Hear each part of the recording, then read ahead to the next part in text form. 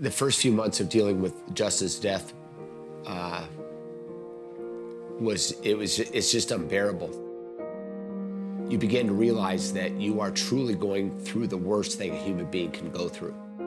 My way of dealing with it was always pretending that I was okay. So what I would have to do is I would go somewhere where I was by myself, mostly the cemetery, and then just let my emotions out there. The first few weeks after Riley died was, I would call, the daze phase. It's the same as it was with the initial diagnosis. You're exhausted, you have no sleep, you're on adrenaline, you're in the robot mode. It's like I'm functioning, you know, we had so many people left over in family, and I knew it was gonna be hard once everybody was gone and you're all alone in the house. And I didn't have Riley anymore. So it was hard. We cried our eyes out. We just let the emotions pour, and I think that was very healthy for us. We knew it was coming, but you can't ever anticipate the end and what it's going to do. Getting used to living without your child is something that no one is prepared for. We don't know how to do it. After Taylor died was horrible. She was my only child. We were so close. She's my whole life. She was my world. She was my family. Just the stress of trying to figure out how you're going to continue moving forward. You know, how am I going to get past this?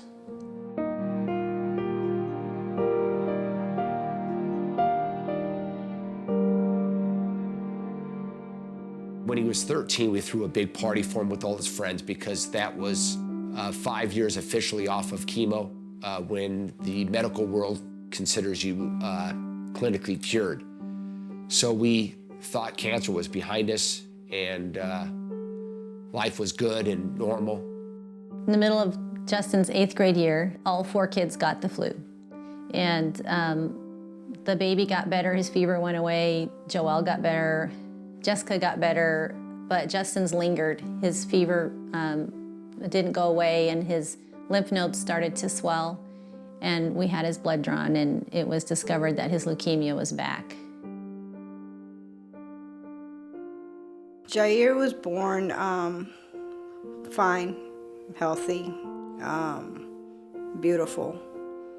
And then 1 week before his year birthday, he had a seizure. They came up with the possibility of him having Alexander's disease, which is white matter disease. It's a degenerative, progressive. As time progressed, the disease progressed and basically got to the point where he lost the ability to do everything. And Robin hung up and he pulled me into the van after that and said, Riley has leukemia. They gave him a 50% chance right away, right when we went to the ICU. They figured it was lymphoma, but they wasn't sure which one, and eventually concluded that it was, I guess through trial and error, I think they concluded that it was non-Hodgkin's lymphoma. On April 3rd, 2011, I told her it's okay. I had a long talk with her. I said, it's okay. You don't need to suffer anymore. You can go see the light now. Because it's okay. So we were in the room, we were talking, and about 5 minutes after our conversation, she took her last breath, and then she died. His physician came and told us that Justin was developing a problem called adult respiratory distress syndrome, and fluid was filling his lungs, and that we really needed to prepare ourselves, that Justin was likely going to be intubated and he wasn't sure he was going to survive it. That day, he did pass, and we started the process of adjusting to life without him.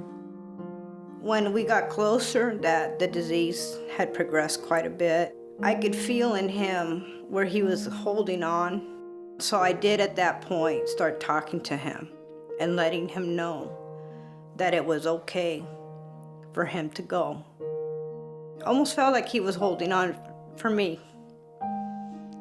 And so I needed to let him know that it was okay. In a way, it was a relief because he had been through a lot. And I knew the time had come for him to rest, but it was very difficult.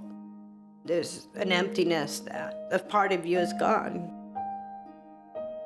But we realized that medicine had done its job. It was time that we needed to withdraw the chemo, withdraw the treatments, and just make him comfortable. So we had to come to grips with that.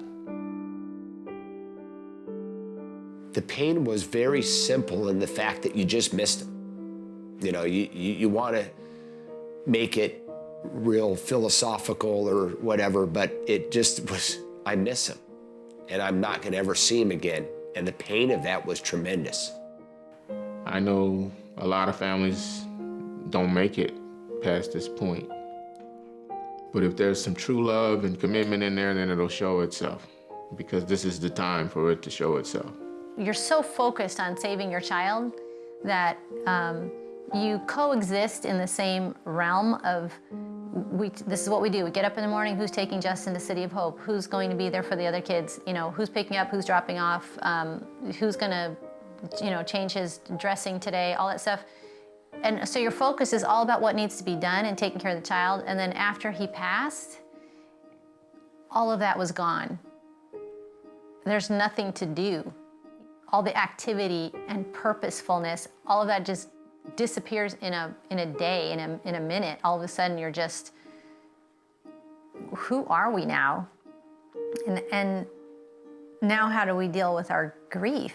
How do we deal with talking about how bad this feels? I went to intensive therapy and they taught me, and I was able to talk about it. I was able to cry. I was able to hate.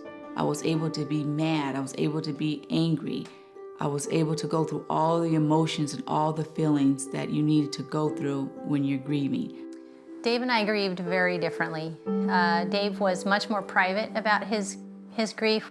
At the time, I didn't know how people would cope with the death of a child, and I realized with time that everybody did differently. My wife and I read some different books that helped us understand that. Yeah, I thought everybody just did it the same way, and it was painful and it hurt. But I realized through reading books and through talking with friends and experiencing my own family and how we all dealt with it, that everybody dealt with it differently. And the nice thing is we seemed to be open for that, open to the fact that we all had our own ways of doing it. For my wife, it was attending a lot of grief groups and talking to a lot of people about it. For me, it was kind of burying myself in my work, keeping myself busy, to not have to sit around and think about it a lot. I first started out with a group that was designed for all parent loss, so it wasn't necessarily young children passing or that kind of thing. It was just any parent who'd lost a child. And so I found myself in a group with parents of all ages, and the parents who had, what was the most remarkable discovery for me in that group was that the people who had lost a child who was 40 years old, the pain that the parents felt in their 60s, 70s, and 80s even was the same as the pain I felt. The communication with my wife was I think, was good.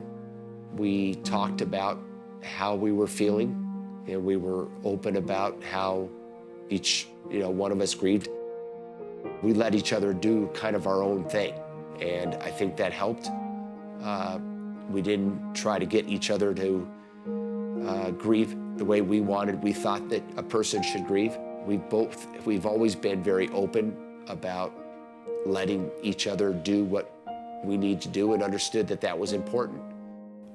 I know for myself, even though your loved ones want to be there for you and help you, and you just kind of need a moment of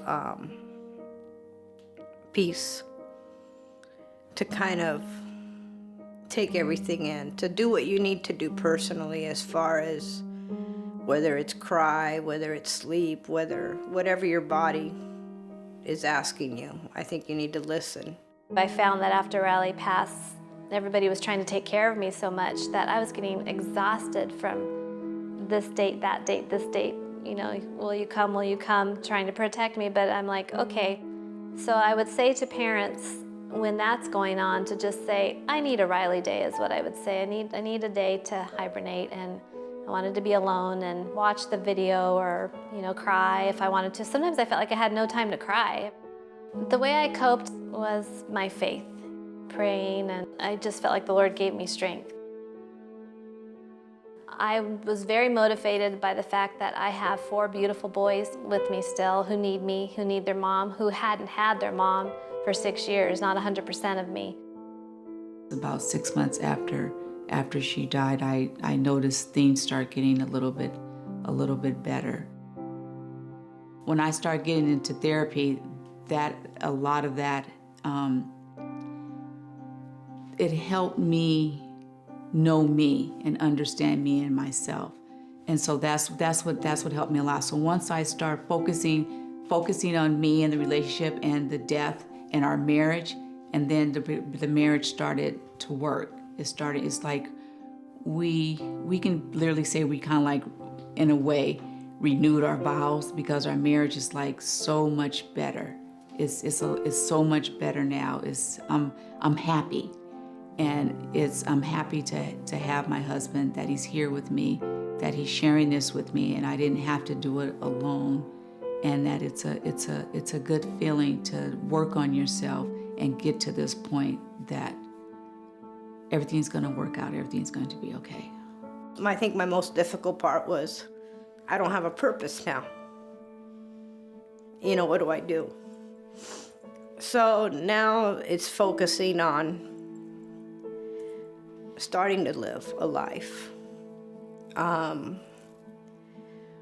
finding something to do, to fill the void, to fill the emptiness.